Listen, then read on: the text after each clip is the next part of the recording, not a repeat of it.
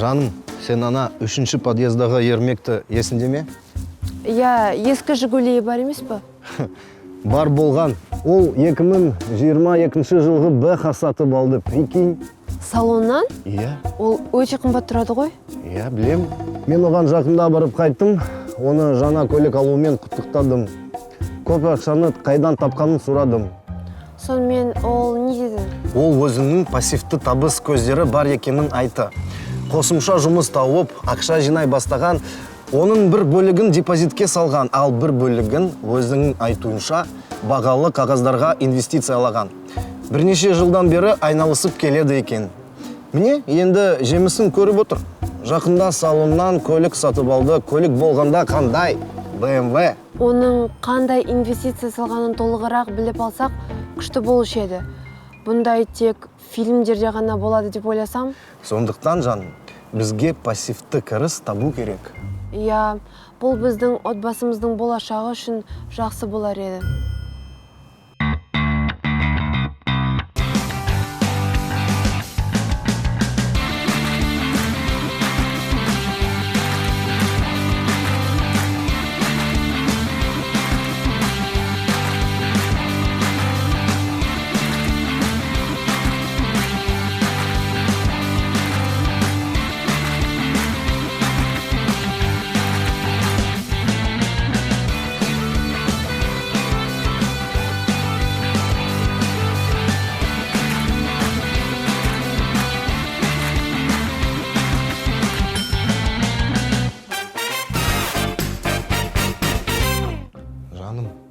Мен соңғы кезде пассивті кіріс туралы ойлап жүрмін.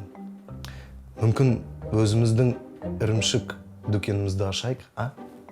Ал оны қалай атар едің? Тышқан қақпаны. Неге олай? Елестетші, бір адам шаршап жұмыстан қайтып келе жатыр. Ол дүкенге соғып, азық-түлік сатып алу керек деп ойлайды. Кенет тышқан қақпаны дүкенін көреді, ал бәрі біледі ғой. Тегін ірімшік тышқан қақпанында ғана болатынын. Әлгі адам тегін ірімшік алу үшін кіреді, алайда біз оған жоқ, ірімшік тегін емес. Бірақ біздің пармезанды алып көрсең болады. Адамдар бір-біріне айтып, танымал болып шыға келеміз. Сөйтіп миллионер атанамыз, а? Қалай? Жақсы идея екен. Ал біз ірімшік зауыты үшін бастапқы капиталды қайдан табамыз? Бұл арзан бизнес емес қой. Туф. Жан, сен қайта-қайда ақша туралы айта бересің, а? Табамыз ғой, не болды? Басқалар пәтерді ипотекаға сатып алып, оны жалға береді. Ал сол барлық ақшаны банкке қайтарылуға кетеді. Жоқ, жаным, несие ол үлкен жауапкершілік, әсіресе ипотека. Мүмкін бағалы қағаздармен сауда жасап көреміз. Доллар туралы айтып жатсың ба? Жоқ, акцияларға, облигацияларға инвестициялау туралы айтып отырмын. Ол тағы қандай акциялар? Киім дүкендегі акциялар ма? Біз мұнда маңызды мәселелерді айтып жатырмыз, жаным. Акциялар бұл бағалы қағаздар. Бұл акцияларды шығаратын компанияның үлесі, және сен оны сатып алу арқылы оның ортақ иесі бола аласың. Қызық екен. Бұл туралы міндетті түрде оқып көрейік. Сен сондай ақылдысың.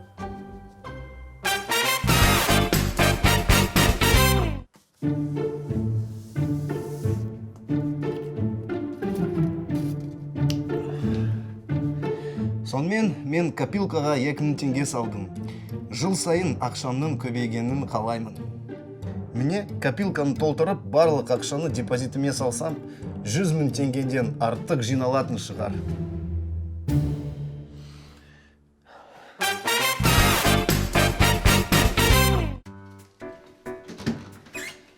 Жаным? Сәлем, жаным. Сәлем. Жаңа дүкен таптым. Дәл үйдің қасында, бағасы өте тиімді, және сүт өнімі өте дәмді екен. Жаным, бәлкім сүт зауытының акцияларын сатып аламыз? Мен бүгін күні бойы инвестиция туралы ойлап жүрмін. Сен сондай ақылдысың, бірақ инвестиция жасамас бұрын бұл тақырыпты мұқият зерделеу керек. Өйткені бағалы қағаздарға инвестиция салу өте қауіпті. Өздігінен шешім қабылдауға болмайды. Талдау қажет. Жаным, сен сұлу ғана емес, сен өте білімдісің және ақылдысың. Кеттік. Кешкі ас дайындауға көмектесейін. Кеттік.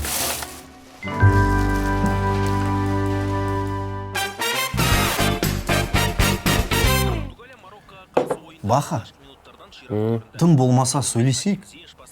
Сен маған не, телефоннан футбол ойнауға келдің бе?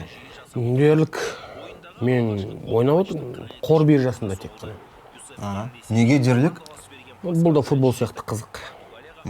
Бірақ мен еш нәрсе жасамай-ақ ақша тапқым келеді.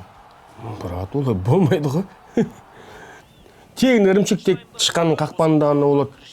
Менің қолымда артық ақша пайда болса, мен оны жәнегі биржаға салам, үй өсімін көремін. Ал жетістік қалай? Дұрыс айтасың, жетістік деген жетіп тұр ғой, брат. Міне бір ай бұрын бір компанияның акцияларына қаржат салғам, 15%-ға өсті. Мен экономикалық білім қажет деп ойласам, Вообще қажет жоқ. Бірақ үнемі биржаны қадағалап отыру керек, есептерді зерттеп, мына жерде ағымдардағы, жаңалықтарды хабардар болу керек. Және де кәсіпорынның экономикалық көрсеткіштерін, және отчеттарын, есептерін бәрін біліп отыру керексің. жақсы екен. Егер сен қаласаң, мен саған қор нарығындағы алғашқы қадамдарды жасап үйретейін. Керек әдебиеттерді берейін, және брокерінің нөмірін берейін, және де кеңес берейін досым ретінде саған. Қызық. Мұны жұмыспен қатар алып жүруге менің уақытым жете ме? Дос ретінде айтайын, мүмкін көп ұзамай мүлде жұмыс істеудің қажеті болмайды саған. Сен мысалға мынау доставкада тауып жүрген ақшаңды осы жерде де табыласың. Мүмкін даже одан да көп табасың. А мүмкін вообще ештеңе таппайсың, салған қаражатың жоқ болып кетуі мүмкін. Бұл биржада ондай жағдайлар болып тұрады.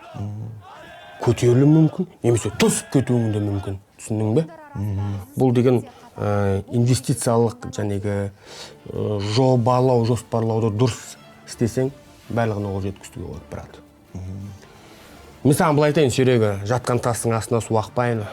Жағымда ақша, менің астымда жатып, ағынмен ағады.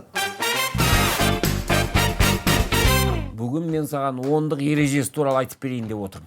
Айтшы, сен тігіншіге, етікшіге ақша бересің ғой. Өткен айда тапқан ақшаңнан не қалды? Ал өткен жылғы табыстан, егер тапқан табысыңның 10-нан 1 бөлігін жинап отырсаң, 10 жылда қанша ақша жинайсың? Қазақта теңге тиыннан өсер, жылқы құлыннан өсер деген керемет сөз бар. Ең бастысы, әлемдегі барлық ақшаны таба алмайтының түсініп ал. Сондықтан ақшаңды, уақытыңды қайда, қалай жұмсауды үйрен. Және денсаулығыңа зиян келтірмейтіндей, керісінше пайда келетіндей етіп жасауды түсін. Сен тек қана материалдық тұрғыдан емес, рухани өсуің керек. Үнемі дамып отыруың қажет. Рахмет, Абай ата, сізге көп рахмет. Түсіндім деп ойлаймын. Түсінсең жақсы болыпты. Немереме сәлем айта бар. Мен оны жақсы көрем. Міндетті түрде айтамын. Рахмет, ата.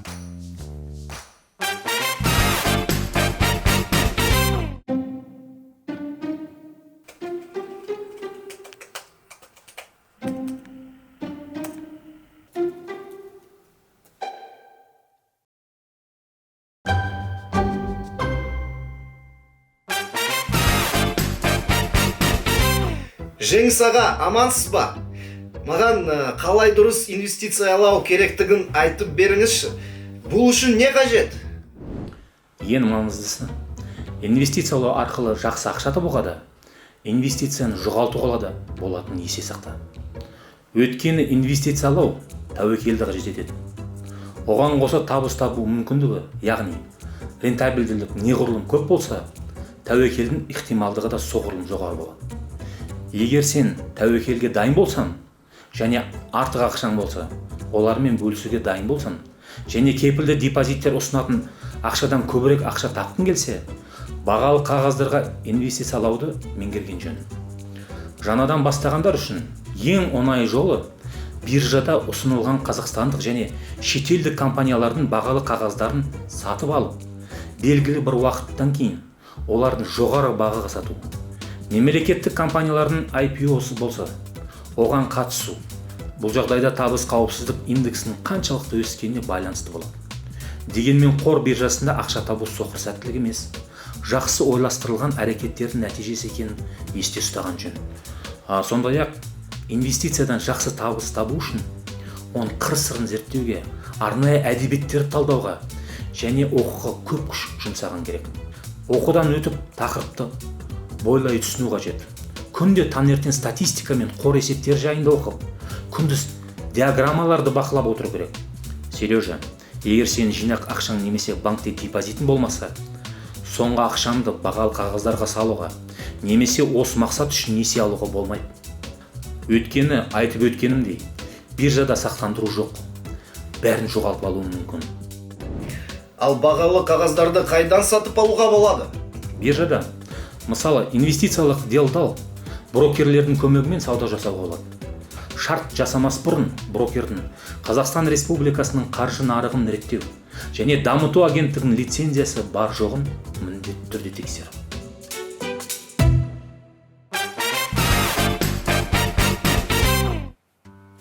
Сәлем қымбаттым. Иә. Қалың қалай? Мен де сені сүйемін жаным. Қымбаттым, сен бос емессің бе?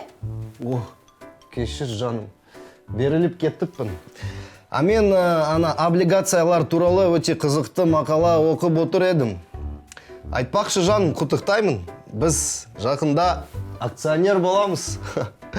Айтпақшы, мақсат жұмыс жасап жүрген брокермен шарт жасасып, акцияларды сатып алуды жоспарлап отырмын. Жаңалық деп осыны айт. Мен бірнеше ай бойы инвестиция тақырыбын мұқият зерттедім. Бағалы қағаздар нарығында болып жатқан жаңалықтарды оқып жүрмін және бұл өте қызықты жаным. Маманнан кеңес алып, бұл тиімді болғанымен өте қауіпті екенін түсіндім. Сондықтан келісім жасауға асықпадым жаным. Енді сенің де көп ұзамай пассивті табыс көзіне табатыныңды қуаныштымын. Мен емес жаным, біз ғой, біз. Маған 24 сағат бойы қырағы әйелімнің қолдауы мен кеңесі қажет. Жаным, қараш, не таптың? Халықтың құнды қағаздарға деген қызығушылығының аясында көптеген алаяқтар, жалған брокерлер пайда болыпты. Олар әртүрлі ғажайып инвестициялық платформаларды жарнамалайды және кепілді табысқа уәде береді. Иә. Ал олардың қаржылық реттеуші лицензиясы жоқ. Мен саған тек алаяқтар алтын кенішті уәде ететінін айтқан болатын. Енді сенің бұл тақырыпты түсінгеніне қуаныштымын.